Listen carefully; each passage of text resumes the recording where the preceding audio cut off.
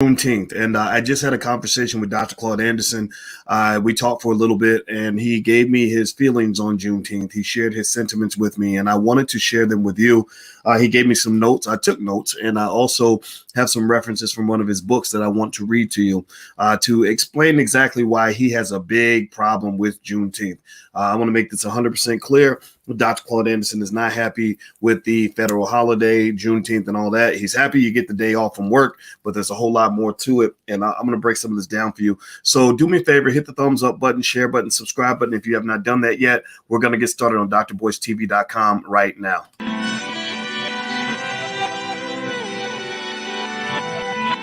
Here we are, clan the isms, cataclysm, great. Our people out here struggling, trying to make it in this state.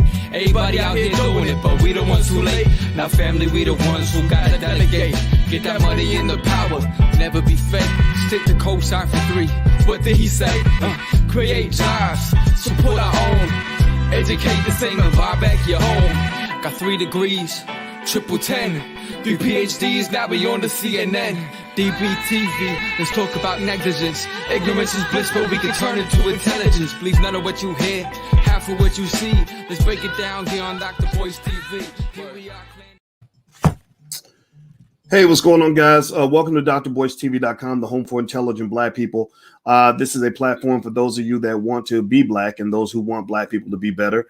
And we also go by the B1 philosophy. B1 means that we must put ourselves as a top priority, nobody else. We will solve our own problems before we solve problems for anybody else. B1 also means that we believe Black people can be number one in economic intelligence, financial literacy, and everything in between by the year 2050. B1 also means we understand we must be one in order to be successful. If you agree with that philosophy, put a hashtag B and the number 1 in the chat, hashtag B1. B1 is our calling card. Put that in the chat if you agree with that, with the B1 philosophy. Also, in the Black Business School, our Black core of 3 is that we believe Black people should educate our own children, create our own jobs, and support Black businesses. So everybody, please let me know if you agree with that philosophy, and then we can get started. Also, hello to everybody on Instagram. My Instagram is the real Boyce Watkins. Give me a yes on if you can hear me. Give me a yes in the chat if you can hear me right now, because on my Instagram, I have you guys on my phone, and my phone just rang, and I had to hit a button. So let me know if you can hear me. Give me a yes if you can hear me. Just that way I can make sure that I'm coming through okay. Can you hear me? Okay, I see some yeses. Good. Thank you very much. And somebody said 2050 is too long. No, 2050 is not too long when you talk about empire building. China has a 200-year plan for their society. I don't know if y'all know that. The Japanese have 200 and 300-year plans. See, what y'all got to understand is that if you stay ready, you ain't got to get ready. My number 1 statement to my kids, if I brought one of my kids down and said, what is the thing that Boyce likes to say more than any other thing in the world? You know what they would say? They would say preparation is the key to success. Preparation is the key to success. Wealth and power don't come overnight. It doesn't come from winning at the bingo hall or going on the casino boat and hitting the lucky number. Wealth does not come from getting a record deal and having some white man write you a check. Wealth comes from long-term planning and preparation. Do you think that they gentrified your neighborhood do you think they've started planning for gentrification last week? Give me a yes or no. Give me a yes or no. Do you think gentrification, do you think last Tuesday they said, hey, we're going to go and gentrify all the Black neighborhoods? No, they were planning for gentrification 50 years ago. 50 years ago, they plan across, wealthy people plan across generations. So the first step toward becoming wealthy is to start acting like a wealthy person, thinking the way a wealth builder thinks. And a wealth builder is a long-term planner. Long-term planning is your first step to becoming an investor. The life that I live right now, and I'm not a guy who's on Instagram flexing, pretending to be happy with my life. I really am happy with my life. I really am happy with the amount of money I make. I really am happy with the beautiful woman I married. I really am happy with the fact that I lost all this weight. And understand this, a lot of the life I live right now is because of things I did 30 years ago. Things I did in 1992 play a huge impact on the things that are happening in 2021. So anybody who thinks that a 50-year plan is too long for Black people have to understand that that's short. That's not a long time. 50 years ain't nothing when you talk about nation building. It really, the 50, that's the baby plan. The long-term plan is 200-300 years into the future. So come on now. We got to grow up a little bit. All right. So do me a favor, hit the thumbs up button. Please hit the thumbs up, share, subscribe button if you haven't done it yet. I just had a conversation with Dr. Claud Anderson. And first of all, let me just stop for one moment. Sometimes I'm a little bit too business oriented. First of all, I want to say happy Father's Day to all the daddies out here that are doing the damn job, getting it done, getting it in, putting it in, making it happen. Thank you to all the biological daddies. Thank you to all the step daddies. Thank you to all the bonus daddies. Thank you to all the part-time neighborhood daddies. Thank you to all the daddies who are coaching youth football teams and mentoring little boys who don't have a daddy. Thank you to every black man on this planet who cares about black children. That is a daddy to me. You are a daddy. You are a father. I don't care if you never gave birth to a child. God bless you. We love you. We appreciate you 100%. Now I'm going to take a minute and I'm going to take in. You can give me. I'm going to go ahead and celebrate if it's okay. I hope I have permission to do this. I'm going to go. Today is my birthday. And it's my 50th birthday, so the big 50. So I will take in all the happy birthdays that you have for me. Go ahead, come on, go ahead, just shower it on me. My daughter called me this morning and she sang happy birthday to me. Then she started beatboxing. It just sounded crazy, but it was the most wonderful thing in the world. I wish I could have recorded it because I would have kept it for 100 years. So yeah, so I will go ahead and take in the happy birthdays. Okay, so forgive me for taking that moment. I know that it's probably a little long-winded because y'all want me to get to the point, but I got to go ahead and do that to let y'all know I'm not a complete nerd in terms of being focused on the task at hand, because I'm really thinking about what I want to share with you. I just want to take a moment to let you know that I am appreciating the moment and I love you very much. All right, so here's the deal. So I called Dr. Anderson today, and Dr. Anderson is my second father. I have I have three fathers. I have a biological father named Boyce. I have a father who was technically my stepfather, but he was my real father. And then I have Claud Anderson, who is my next father. That is my intellectual father, and is spiritual. I love this man immensely. So I called him and wished him a happy Father's Day. And we got to talking about black folks. And let me tell you, Dr. Anderson loves black folks to the T. He loves you so much. All he talks about is black people. Even when y'all ain't thinking, even people ain't thinking about him, he's thinking about black folks. He's talking about even whether he's on the speaking tour or not. He's always sharing ideas about black folks. And one of the things we were talking about today was this Juneteenth holiday. This Juneteenth federal holiday. Now, give me a yes or no if you feel a little bit weird about this Juneteenth holiday. Give me a yes or no if you kind of feel like there's something missing here. Give me a yes or no if you kind of feel like, well, maybe they skipped the step, right? I don't know about y'all, but I personally felt like, okay, wait a minute. We can't get you to say the word reparations, but you're giving us this symbolism. You promised to meet with Ice Cube after the election. The Biden administration promised to meet with Ice Cube and his team of scholars. He has a team of scholars. It's not just them talking to a rapper. This wasn't a Cardi B conversation. This was a conversation with him and his team of scholars. And I know these scholars. They're very, very bright. They promised to meet with him after the election. They did not follow through with that promise because Cube and I knew it was BS from the jump. We said, oh yeah, they really planned. Yeah, they're really going to meet us after the election. Yeah, right. Yeah, right. Right. We knew it was BS. They knew it was BS. Well, guess what? Months later, it was BS. They haven't even talked to Black Lives Matter. I mean, these are pretty much the safe Negroes. These are the ones who really want that integration piece. They want to be on your team, and you won't even talk to them. So you haven't talked to Black Lives Matter. You haven't talked to Ice Cube's team. You haven't talked about reparations, but yet you come through with this Juneteenth holiday stuff.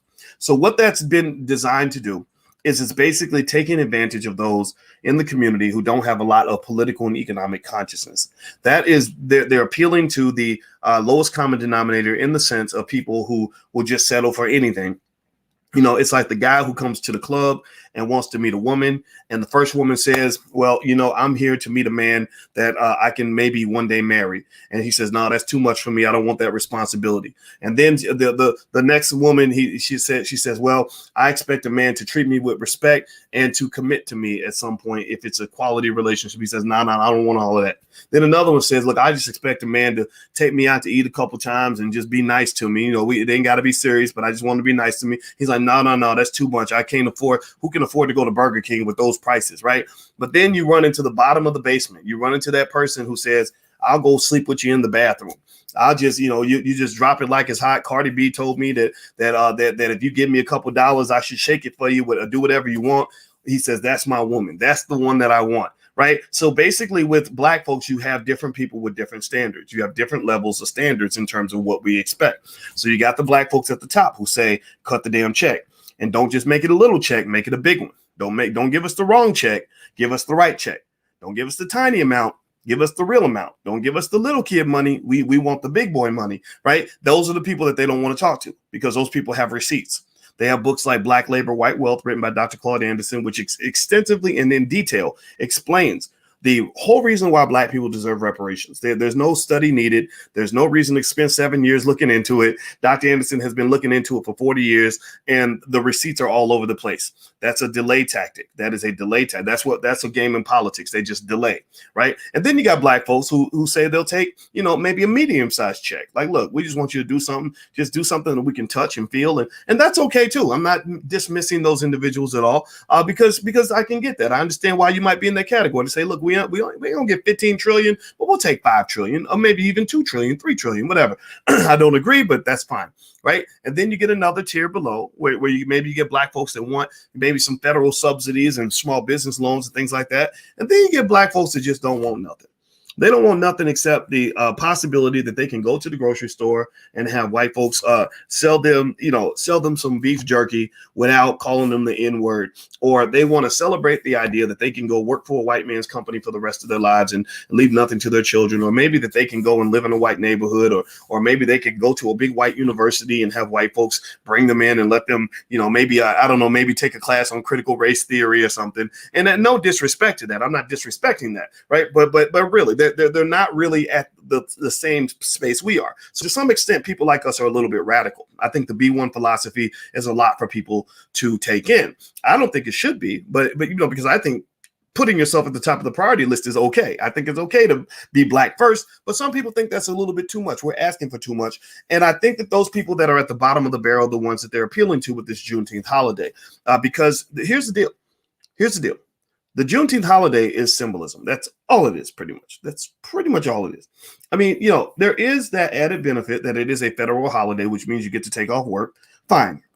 You're going to start seeing it become corporatized.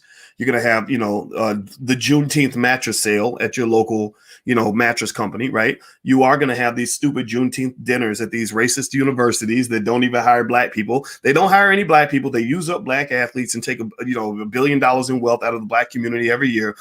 Don't have a lot of respect for black folks in general. Don't want to talk to black folks like me or Dr. Anderson or a Farrakhan type person, but they will sit there and have a Juneteenth dinner with you on campus and make you feel like everything's okay for that particular day, right? And they'll talk about polite little things like microaggressions and how you can be more racially sensitive. And in their mind, they're like, yeah, let's just be nicer as long as we get to keep all the money, as long as we keep all the power, as long as we are driving the car, as long as we are controlling the campus, as long as we are controlling the corporations, as long as we are controlling the media, as long as we are controlling the resources, then let's just be nicer to our slaves. Let's be nicer to our black people that come work for us, because it ain't right to be mean to black people. So instead of actually giving black folks the big boy money and partnership status in this country, economically speaking, they say, well, we'll write a nice little check. A $100 billion corporation will write a check for 500,000, and they know that people who ain't got nothing are going to be thankful. They're going to say, thank you, sir, and they're going to go on about their day.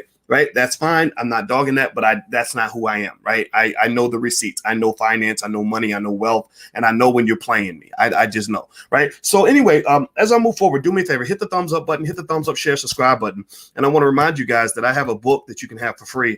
It's called It Takes a Village to Raise the Bar. And it lays out my 50-year vision for the black community. I think it's a great book for your family. Feel free to go take a look at allblackeconomics.com. The URL's on the screen. That's allblackeconomics.com. Hit the thumbs up button. Take 1 second, hit the thumbs up button and put a B1 in the chat after you hit the thumbs up button. So let me first of all summarize what Dr. Anderson said, and then I'm going to read to you what he told me to read to you. And this is from his book called The Black History Reader.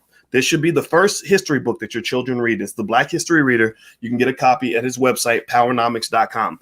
And so the first thing he said is that Juneteenth pretty much was just a military tactic. It was a military tactic where black people, just like today, were used as pawns in a battle between the liberals and the conservatives. Now, how often have you seen that happen? Where black folks are used as a pawn to win an election, or as a tool in a major power play, right? The liberals and conservatives are going back and forth. The liberals are saying that the conservatives are going to kill you. The conservatives are saying the liberals are running a plantation, and you're kind of going back and forth, right?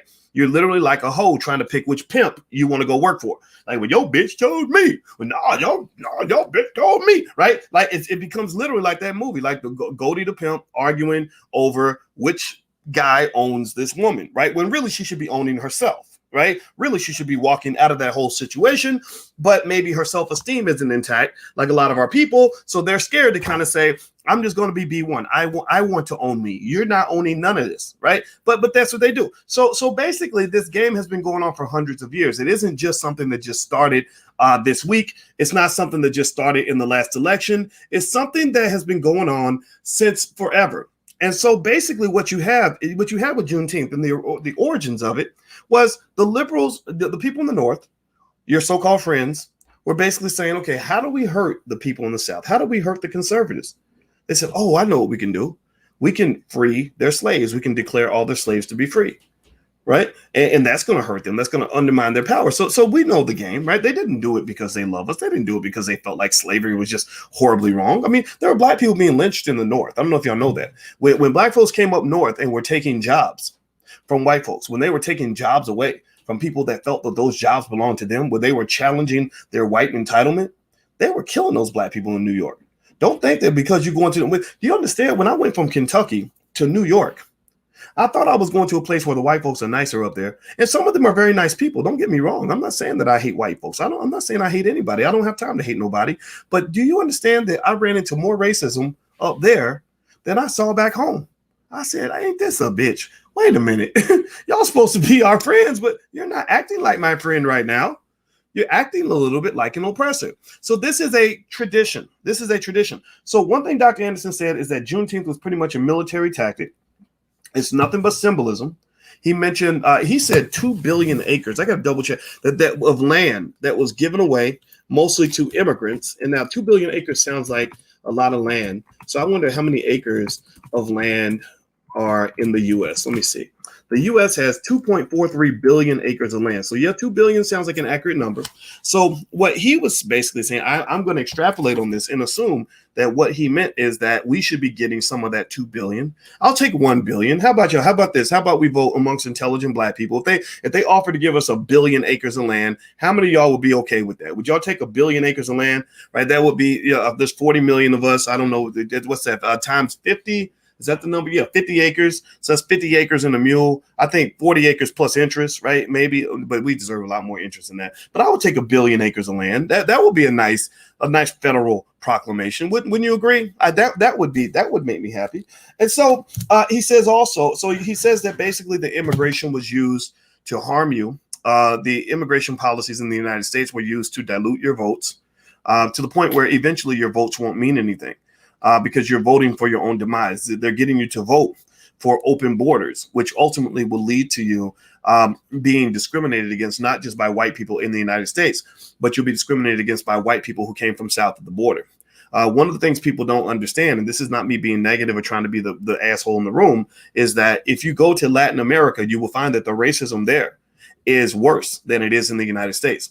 If you go to Brazil, you will find that they hate black people more than they even hate black people here. They have millions of black people in Brazil that they don't even put on TV.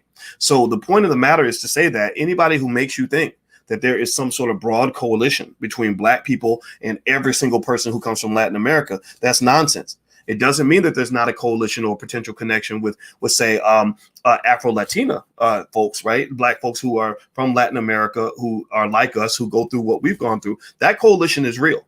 But the idea that some blonde-haired, blue-eyed person can come from Colombia and connect with you because you're black, that is just not true, right? So just make sure you don't go through life thinking that, because you're going to be wrong.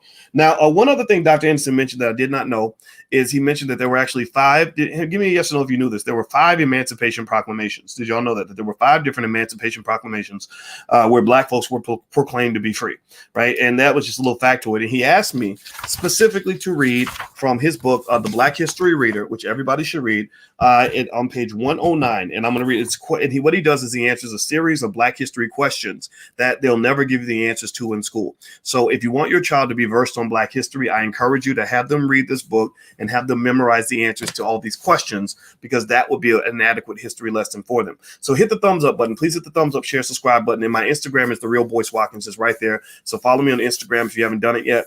And hit that thumbs up button and put a B1 in the chat once you're done. I'm going to read this to you. It says this on page 109 of the Black History Reader. It says, considering the fact that in the 21st century, blacks are still treated as a socioeconomic underclass and political outgroup, the real legal status of blacks in America is unclear. History reveals that since the founding of this country, there were numerous emancipation proclamations that proposed to end slavery and set blacks free. However, none, in fact, did that. The nation's first Emancipation Proclamation was proposed by Lord Dunmore, the British Royal Governor of Virginia, in November 1775, on the eve of the American Revolutionary War. Lord Dunmore offered freedom to any slave who would take up arms against the colonies and fight with the British troops. Again, black folks being used as a pawn, right? Lord Dunmore didn't. He could have freed the slaves last Tuesday, right? He could have done it. He could have did it the week before, but he didn't. He did it then because he said, "Man, we need these Negroes. They will be an excellent pawn in our epic battle to fight and to preserve our power." Right. So you are consistently used as a pawn for power. Right. So you got to understand this is not new.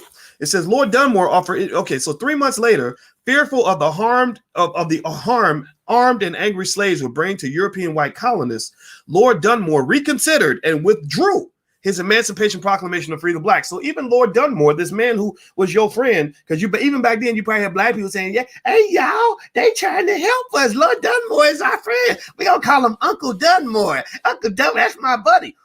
Even your buddy Lord Dunmore, who filed the first Emancipation Proclamation, he said, "Oh, wait a minute." He had a fear of a black planet. He said, "Wait a minute. We give guns to these black people. They might use those guns. That's not good." So he withdrew the Emancipation Proclamation. Again, this person that was supposed to be your friend wasn't really your friend. How often have we seen that? Nearly a century later, in 1852, a second Emancipation Proclamation was drafted in response to Nat Turner's slave revolt. So Nat Turner has a slave revolt. They draft another Emancipation Proclamation in 1852. Turner's revolt shook the nation, especially the southern slaveholding states. So when they see black men stand up, as men, that scares everybody. So Nat Turner stood up like a man. Ashe to Nat Turner. Type Nat Turner in the chat. God bless him. Let's bring him in the room. He needs to hear this. So frightened by the successful slave revolt in Haiti and Nat Turner's revolt in Virginia, many southern slaveholders indicated a willingness to end black enslavement and resettle blacks into Africa, Texas, or the Caribbean islands. Do y'all hear that? Did y'all hear that?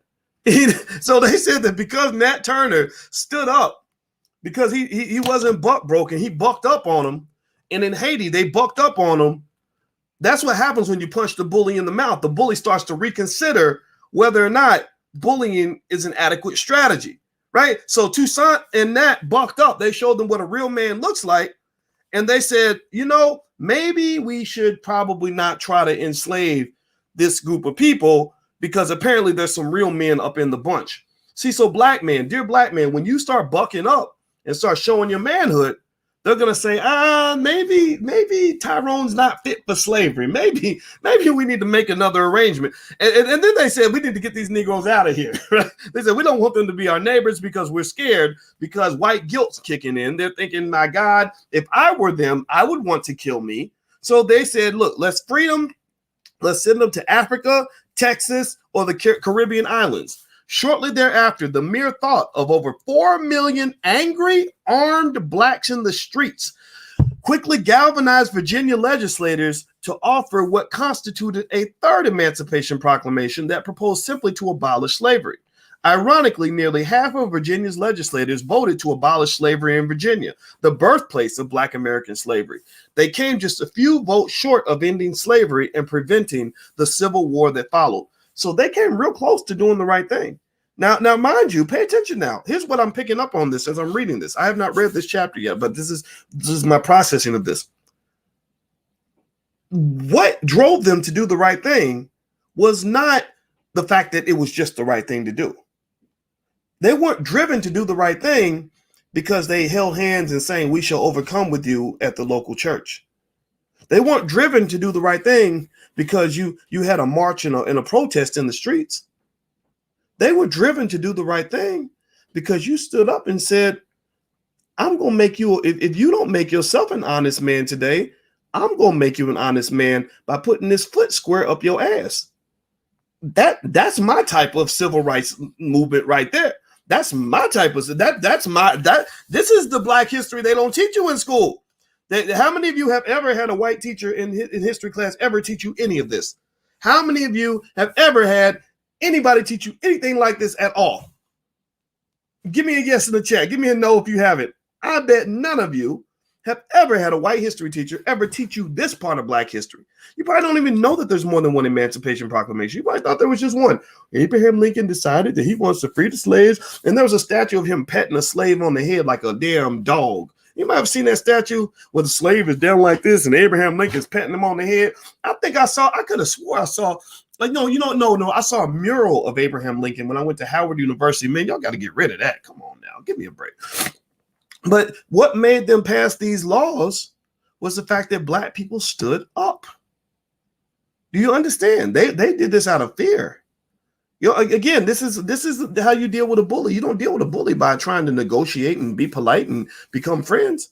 What you do is you let the bully know, hey, I'd like to be your friend, but since you're choosing another form of diplomacy, how about I come up and just stab you in the testicles, and then we'll just see how that bullying thing is working out for you. I might still get my ass whooped, but you gonna bleed too. And that's what Nat Turner did for you. That's the legacy this man left for you.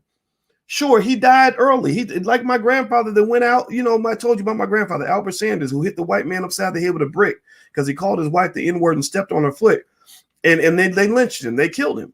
But I'm talking about Albert 100 years later because he died as a man. And I'm very proud of that. If he lived as a coward, I probably wouldn't even know who he was. So just know that sometimes going out for the right reason is better than living a shameful, pathetic life. Hit the thumbs up button. Please hit the thumbs up button. I'm gonna keep reading this, and I gotta go pick up my daughter. Today's my birthday, and we're doing birthday party stuff. But y'all, I love y'all, and I gotta come. I love Dr. Anderson. I talked to him. He shared this. I wanted to share it while it's fresh. He's not feeling well. That's why he can't come in right now. But the minute he feels better, he will be back. But I told him, I said, anything you need, I'm here for you.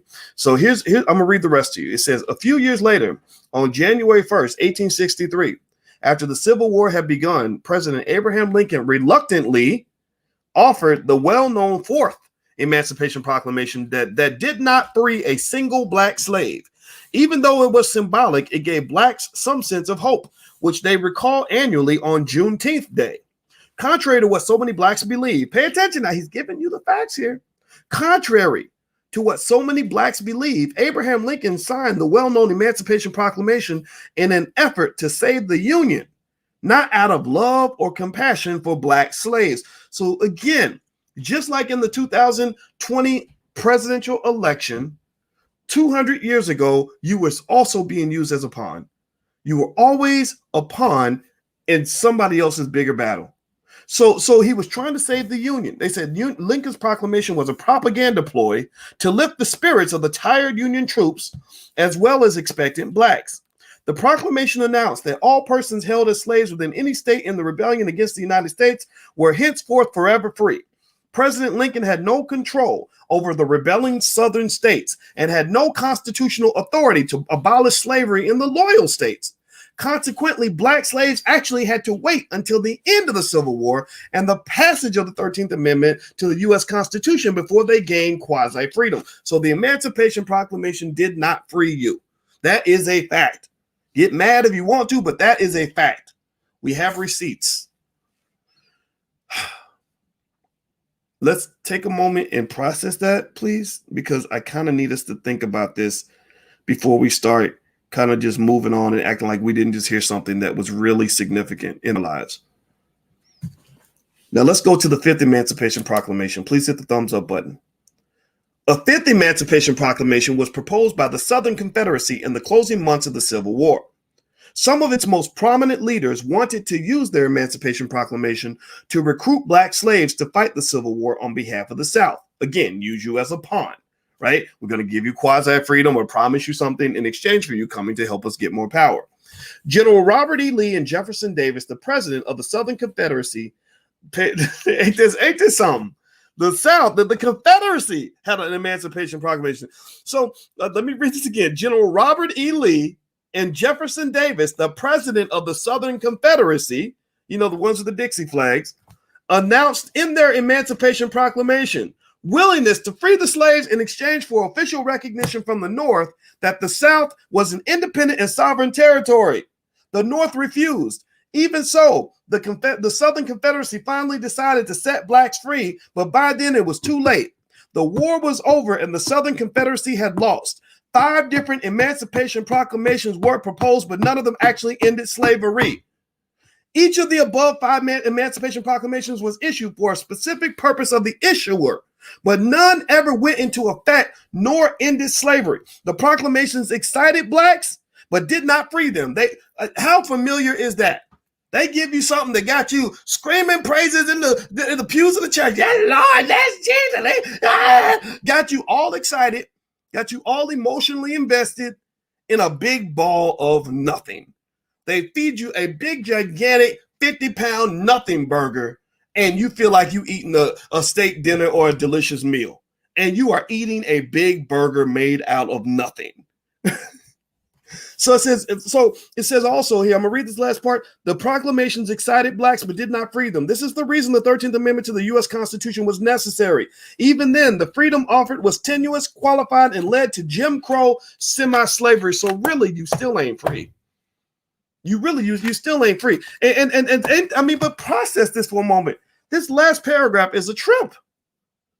The actual, the only Emancipation Proclamation out of the 5 that was actually executed was executed in the South. In the South, and again, using you as a pawn to get power for themselves. So that's actually a good thing, and it's a bad thing, but it's a good thing in an awkward kind of way. So here's what I'm seeing right now. The North and the South are going back and forth at it with each other. So the North says, hey, Negroes, if you help us out, we'll give you a better deal.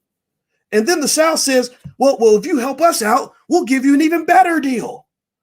Well, I don't think that's too terrible. I think that's what you call negotiation. That's what you call using your leverage, maybe. I don't know. I mean, because I think about this, right? You think about when Ice Cube was meeting with the Biden administration, and they were saying, we're not going to give you nothing because we don't owe you nothing. But then he said, okay, well, I'm going to go talk to the other side and see what they'll do. And so then they come along and they say, well, we'll give you this, we'll give you a big infrastructure plan. I forget how many billions of dollars it was or whatever, right? Again, I don't know. Again, maybe they were BSing. Maybe they were lying. I don't know. I don't remember the exact numbers, but they were negotiating because they were in a tug of war and black people had the leverage. We were the tipping point. We are the only major voting bloc that exists in America. So the direction of our vote can change the direction of the country. Malcolm X said that 60 years ago. This ain't nothing new. Malcolm said that. Go read his speech, The Ballot or the Bullet. That's what he says. He says, you have the power to change the whole election, but you don't want to go and actually negotiate.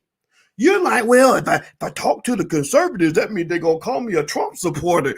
No, you're not a Trump supporter unless they earn your support. But my God, the worst way on earth to ever negotiate anything is to commit to something when nothing has been promised to you. Do you understand? In every negotiating book ever written, they will tell you that is the dumbest way on earth to negotiate, is to overcommit.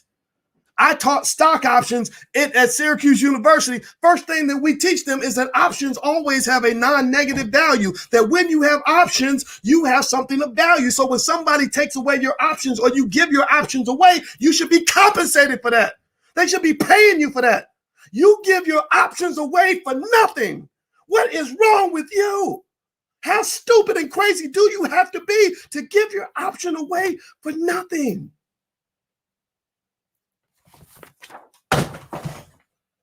That's my conversation on Juneteenth. I don't hate the holiday. I'm so happy that you get the day off. I swear to God. I have no reason to hate the Juneteenth holiday or to say Juneteenth is for suckers, or if you celebrate Juneteenth, you're stupid. The word Juneteenth does not offend me at all. I think that's fine.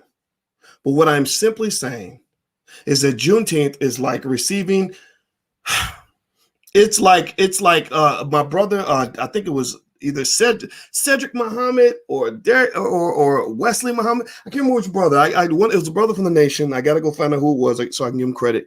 He said that if you go to a restaurant and you order a steak dinner and then they bring you the gravy, you're going to say, that's not what I ordered. You're not going to sit down and have a dinner of gravy and act like everything's okay. You're going to say, I'm sorry, that's not what I ordered. Please bring me my steak and my baked potatoes. Well, the Juneteenth holiday is in that category. That's like getting gravy when that's not what Black people ordered. You didn't order a Juneteenth federal holiday. You ordered reparations. That's what you ordered. You ordered some other things. Reparations is near the top of that list of things you ordered. So they're delivering something to you that you did not order, because what they're delivering to you is something that is called symbolism, and symbolism has no price. There is no challenge for them to deliver to you more symbolism, because that's what they've been feeding you for hundreds and hundreds of years. Do you get what I am saying? Do you understand the words that are coming out of my mouth? Well, I'm going to go. I shouldn't be getting this mad on my birthday, and I got to get out of here. I'm going to go spend time with my family. But I wanted to share this message because I spoke to Dr. Anderson today, and I wanted to share it while it was fresh on my brain. And I'm going to allow you, based on what I just shared with you, to form your own point of view on all of this. But you know pretty much where I stand. I'm not real excited about the Juneteenth holiday. That's not a big deal to me. It's easy. It's a nothing burger for the most part. All right. So I'm going to go, guys. Hit the thumbs up, share, subscribe button before you go. My Instagram is @TheRealBoyce Watkins. Please feel free to follow me there. Also, if you want to come and hang out with us in the Black Business School, we have stock market investing class every Tuesday.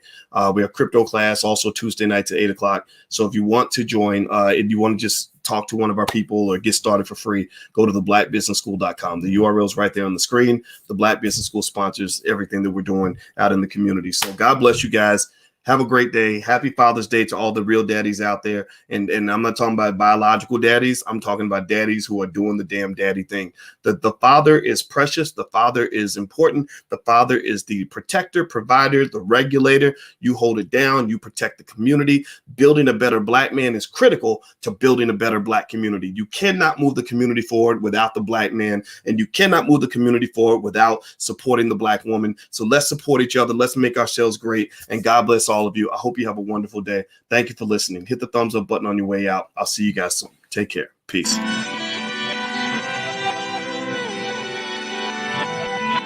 Here we are, clan the isms, cataclysm great. Our people out here struggling, trying to make it in this state. Everybody out here doing it, but we the ones who late. Now family, we the ones who gotta delegate. Get that money in the power, never be fake. Stick to co-sign for 3. What did he say? Create jobs, support our own. Educate the same and buy back your home. Got 3 degrees, triple 10. 3 PhDs, now we on the CNN. DBTV, let's talk about negligence. Ignorance is bliss, but we can turn it to intelligence. Believe none of what you hear, half of what you see. Let's break it down here on Dr. Boyce TV.